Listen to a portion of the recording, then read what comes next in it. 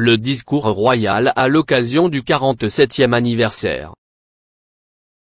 Cher peuple, nous célébrons cette année le 47e anniversaire de la Marche verte au moment où le processus de consolidation de la marocanité du Sahara est entré dans une phase cruciale.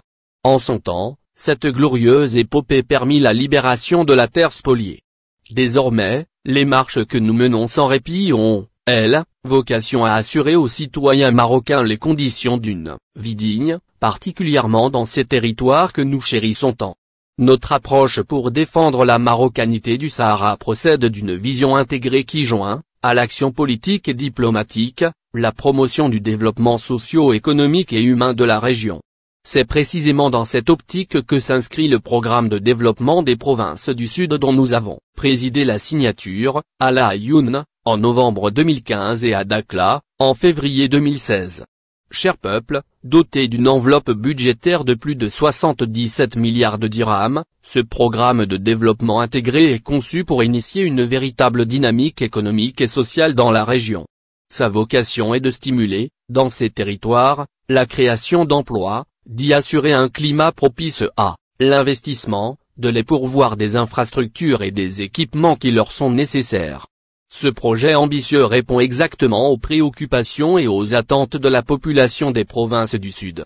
La responsabilité de superviser la réalisation des projets qui le composent incombe aux autorités locales et aux conseils élus. Aujourd'hui, plus de 7 ans environ après le lancement de ce programme, et avec un taux d'engagement proche de 80% de l'enveloppe budgétaire allouée, nous nous réjouissons des résultats positifs atteints. De fait, la voie express Tizni-Dakhla et d'Or est déjà en phase d'achèvement. La connexion de la région au réseau électrique national est bel et bien assurée et ces réseaux de communication ont également bénéficié d'un plan de renforcement et d'extension. Par ailleurs, le projet de station d'énergie solaire et éolienne prévu au programme a été mené à son terme. En outre, les études et les formalités administratives afférents au grand port Dakhla Atlantique ayant été finalisées, les travaux de construction démarreront prochainement.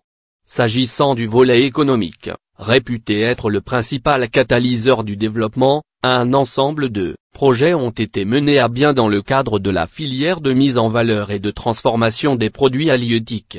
Ainsi des milliers d'emplois ont-ils pu être créés et proposés aux habitants de la région.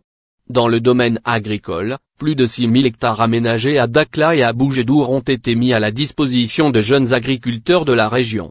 De surcroît, la plupart des projets, prévus dans les filières du phosphate, de l'eau et de l'assainissement affichent des taux de réalisation avancés. En matière sociale et culturelle, plusieurs acquis ont été enregistrés dans les domaines de la santé, de l'éducation et de la formation.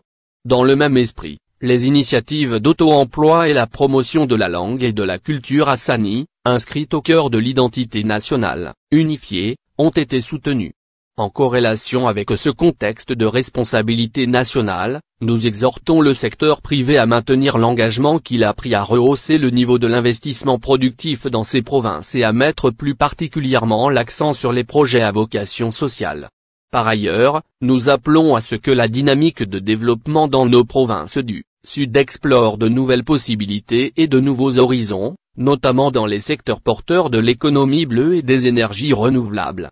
Cher peuple, à travers l'histoire, le Sahara marocain a constamment constitué un lien entre le Maroc et sa profondeur africaine sur les plans humains, culturels et économiques.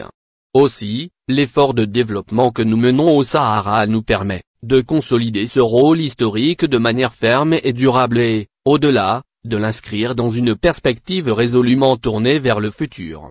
Cette orientation est fondamentalement en phase avec la nature même des relations privilégiées unissant le Maroc au reste des pays africains, que nous avons à cœur de développer, au mieux des intérêts communs de nos peuples frères. Dans ce cadre, avec notre frère, son Excellence Monsieur Muhammadu Buhari, président de la République fédérale du Nigeria, nous avons pris l'initiative de lancer le projet de gazoduc Nigeria-Maroc. Il nous plaît de constater l'état présent d'avancement de ce grand projet, conformément à l'accord signé en décembre 2016. À cet égard, le mémorandum d'entente, signé récemment à Rabat, avec la Communauté économique des États de l'Afrique de l'Ouest, CEDEAO, et à Nouakchott avec la Mauritanie et le Sénégal, marque un jalon essentiel dans le processus de réalisation du projet. La signature de ce mémorandum traduit l'engagement des pays concernés à contribuer à la concrétisation de ce projet stratégique et elle illustre leur volonté politique d'assurer son succès. Compte tenu de l'intérêt particulier que nous portons au partenariat avec les États de l'ouest du continent, le gazoduc Nigeria-Maroc représente pour nous plus qu'un projet bilatéral entre deux pays frères. Notre souhait est qu'il soit plus largement un projet stratégique profitable à l'ensemble de la région de l'Afrique de l'Ouest, dont la population dépasse 440 millions d'habitants. En effet, outre le Maroc et la Mauritanie, ce gazoduc offre aux 15 pays de la CEDEAO des opportunités et des garanties en matière de sécurité énergétique et de développement socio-économique et industriel. Destiné aux générations présentes et futures, le projet œuvre en faveur de la paix, de l'intégration économique du continent africain et de son développement commun. Eu égard à la dimension continentale du gazoduc Nigeria-Maroc, nous y voyons aussi un projet structurant promettant d'arrimer l'Afrique et l'Europe. Nous nous félicitons ainsi de l'appui des institutions financières régionales et internationales qui ont exprimé le souhait d'apporter leur concours effectif à sa mise en œuvre. À ce propos, nous tenons à affirmer le souci du Maroc d'agir toujours, de concert avec nos frères du Nigeria et l'ensemble des partenaires, en toute transparence et responsabilité, pour que ce projet soit concrétisé dans les meilleurs délais. Par ailleurs, nous affirmons de nouveau notre réceptivité à toute forme de partenariat fructueux visant à mener à bien ce projet africain d'envergure. Cher peuple, la fidélité à l'esprit et au serment éternel de la marche verte exige que tous les Marocains restent mobilisés et vigilants afin de défendre l'unité nationale de leur pays, de favoriser son plein essor et de renforcer son attachement à sa profondeur africaine.